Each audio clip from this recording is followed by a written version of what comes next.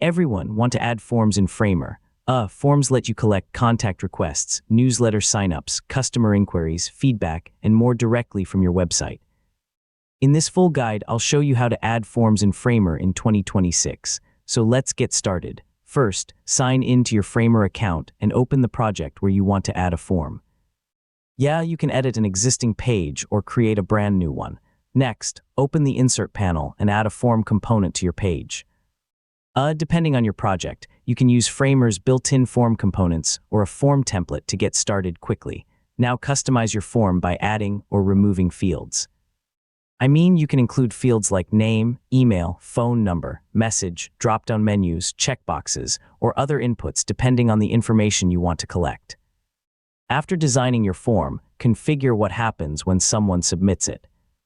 You can connect it to email notifications, a supported automation service, or another workflow based on your project's requirements. Next, customize the appearance of your form.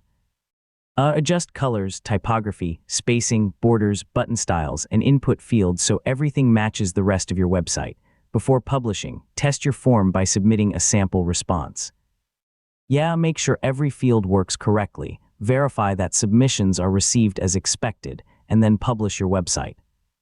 To create better forms, keep them short, ask only for essential information, clearly label every field, include a confirmation message after submission. And test your form on desktop and mobile devices.